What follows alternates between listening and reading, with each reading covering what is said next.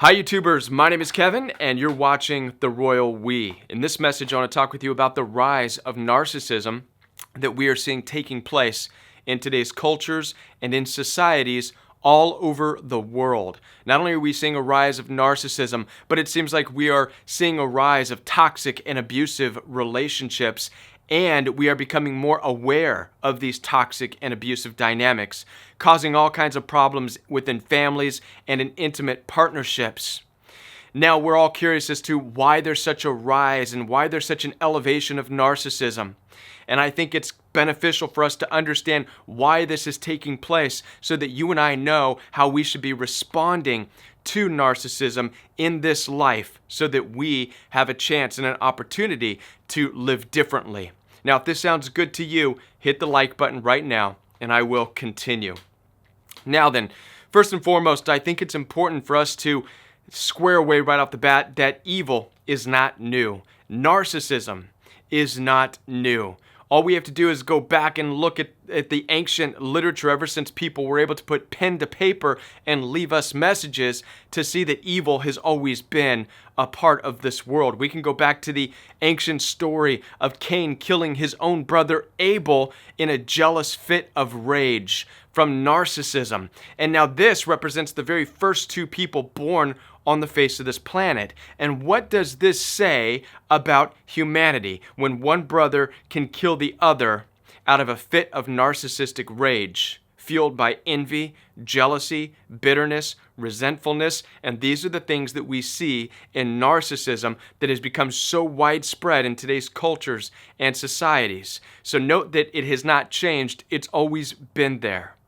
And all throughout history, we see atrocities and we see tragic events as a result of people's narcissism. Yes, narcissism has been here since it all began. You can find it in every ancient literature. So I do not believe that there is literally an increase of narcissism. I believe there's another reason as to why we are seeing an increase in narcissism. I want to go ahead and read to you a prophecy that was given to us from an ancient people over 2,000 years ago. And this prophecy talks about the days that you and I are living in right now and the narcissism that you and I are experiencing. Now, you're already going to know this prophecy, many of you. If not, you don't have to believe what I believed in order to get something out of this. Just pay attention to the prophecy. I'm going to take us to a story or a book that was written over 2,000 years ago, and it's 2 Timothy chapter 3, verse 1. The prophecy is this. It says, "This, however, realize that in the last days, at that present time, the times will be difficult." Are we not in difficult times right now? Not only are we experiencing difficulties with narcissism in our personal relationships and in our family dynamics, but it's difficult also with our finances. It's difficult also to know your calling. It's difficult also to understand who you even are in this life. This is where we're at as a culture and as a society. This is all very difficult, and narcissism has played a huge role in this. I'm going to continue on with the prophecy. "For at the time, men will be lovers of themselves, lovers of money, boastful, they will be proud, they will be abusive." I mean, already you can go down this list so far and you can say yes, yes, and yes. These represent the narcissistically abusive parents, people, lovers, boyfriends, girlfriends, teachers, coworkers, everybody that I've come in contact with who has been abusive. You can already recognize them. They'll be proud, it continues on. They'll be disobedient to parents. Now, we're not talking about going no contact with abusive parents. We're talking about young people who are disobedient to parents. I have a friend who's an officer who recently told me a story about a young girl. This is in the local area. This probably won't make the news, but I'll share it with you. A young girl who became mad with her parents because the parents would not let her drive the car. So this young teenage girl, that's roughly the age, she took out a can of defensive mace spray and sprayed her parents in the face as an attack, as a rebellion against the parents not letting her drive the car. And obviously the police were called as the parents were just, beside themselves. And the police showed up and this young teenage girl was going hysterical. And they had to calm down that situation and do what they had to do. But this is what we're talking about when we're talking about being disobedient to parents. And these are the days in which we live, right? The prophecy continues. People will be ungrateful. They will be unholy. Wow. It's like it's talking about our generation here. It continues. They will be unloving. Now, how many of you have dealt with people who have told you that they love you, but really they're unloving? How many of you have family members, possibly even parents, who are there to raise you, but they're just unloving? They're so detached from being able to love you. How many of you have experienced this? People will be implacable. They will be without self-control. Obviously, we see narcissism in the idea of people being without self-control because narcissists are all over the place. They jump from relationship to relationship. They do whatever it is they want to do. They care not about consequences, about their actions. They don't care about how it affects you or even about how it affects themselves. They have absolutely no self-control. People will be savage. Savage. How many of you witness people in today's world just being savage, fighters, brawlers, wanting to argue, looking for fights? It goes on to say, they will be without the love of good. And we do live in a culture, and today's narcissism does have a hatred towards good. It seems like the more you try to live a life that exemplifies good things in your life, righteousness, maybe you value marriage, maybe you value commitment, maybe you value loyalty, maybe you value these things, it seems like the world hates you even more, and this culture hates these things even more. People will be treacherous. People will be reckless. People will be lovers of pleasure. How many of you have gotten involved with toxic, narcissistically abusive people, and it seems like all that they're in the relationship for is for whatever's pleasurable. And if it's not pleasurable enough, they will move on to something more pleasurable. As you can see already, this prophecy has nailed down a lot of things with direct accuracy of exactly what we are experiencing with narcissistic abuse in these days and with toxic relationships in the time in which we are living. At the end of this, you could read this for yourself. Again, it's 2 Timothy chapter 3. At the end of it, it gives clear instructions and it says, have nothing to do with such people. That's the instructions on how to respond. Even in these days, that's no contact right there. It's basically saying, go no contact. That's what the ancient people had written. Now, I want you to understand something. This was written over 2,000 years ago. Over 2,000 years ago, and some people might be saying, wait, how were they able to see into the future all this stuff? This is the twist. This is the twist. Are you ready? All the stuff that we just mentioned, the things that we had broken down, I don't believe that they're new. I don't believe they were given a vision of something that they didn't already know about. Arrogance, boastfulness, disobedience to parents, savages, reckless, lovers of money, lovers of pleasure, all of these things that it broke down, all the things that is narcissism, always existed, and it existed at that time when they wrote this prophecy. That's not what the prophecy was about. The prophecy was not foreseeing things that they have never seen before. Again, these people understood the story of Cain and Abel, where Cain killed his own brother Abel. These people were well versed in the knowledge and understanding of narcissism and evil. They were. So what is the prophecy really saying then?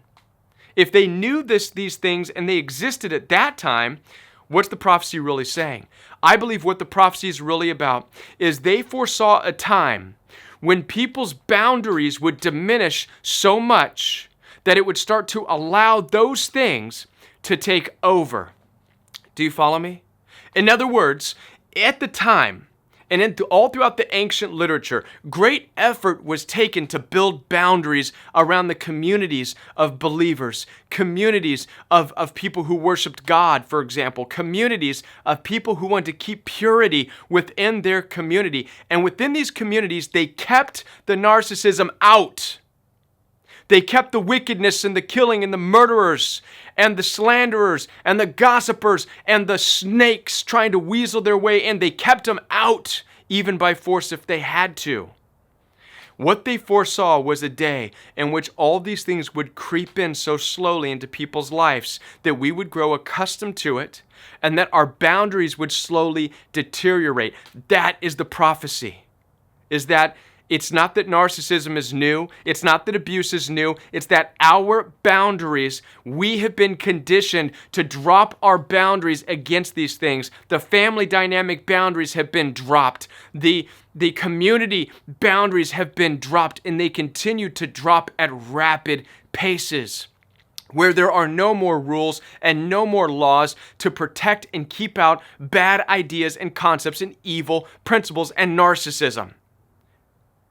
What is narcissistic abuse? The royal we motto is this. It's being with people you have no business being with, doing things you have no business doing, going places you have no business going. And this day and age, you don't have to go very far because it's seeped into our homes and in our families and in our schools and in our communities, and we have just become grown to accept it. A part of it has been conditioning. Now, if you have not watched the last upload, I encourage you to watch it because I go deep into the false narratives, the moral obligation narratives of not being judgmental, not being selfish, right? And loving everybody. That's one way the boundaries have crumbled. And so watch that video. I'll put a link right here. And then the other false narratives is the seduction and how sexy the evil is in this world. That's the other false narrative. Ideas and concepts like Disney's Beauty and the Beast, where a girl falls in love with a monster and changes the monster into Prince Charming, right? These things condition us to let our boundaries down. This is what the prophecy is really about. It's saying that these things will grow and expand because people's boundaries will be deteriorated, and we live in cultures and societies today where our boundaries have been deteriorated, eroded from the inside because of false narratives that we've been given on loving everybody. The churches have bought into this trap. Bring everybody in. Who cares if you're sitting down next to a person who beats his wife? Love all over him because that's going to change him. Who cares if Twilight's a movie about blood-sucking vampires? Watch it because they're sexy. We've deteriorated our boundaries. We've been conditioned to trade in what's good for what's evil. And as a result, we are seeing the rise of something that has always been. And that is the nature of narcissism, which causes the stealing, the killing, the murder, the envy, the jealousy, the strife, which has always been since the beginning of the ancient days. So what do we do about it? The warning is made plain and simple. Even as they did back then over 2,000 years ago, we're to do it now. Have nothing to do with such people. Build your own boundaries up. Start with your own boundaries. And yes, narcissists hate boundaries. People in general will hate your boundaries, and they will accuse you of being judgmental. They will accuse you of being selfish, but you have to watch out for yourself and your loved ones. It does not matter what narcissists say. You put those boundaries up and have nothing to do with such people, period, end. That is what the end of the prophecy has to say. It does not say to love all over them and try to change them. It does not say to invite them over and feed them and give them money. It says have nothing to do with such people, period, end. This is the only way. No contact is the only way to stop yourself from being hurt and damaged by narcissism. I want to be a part of your healing journey. Visit www.jointheroyalwe.com where you can schedule your one-on-one time with me.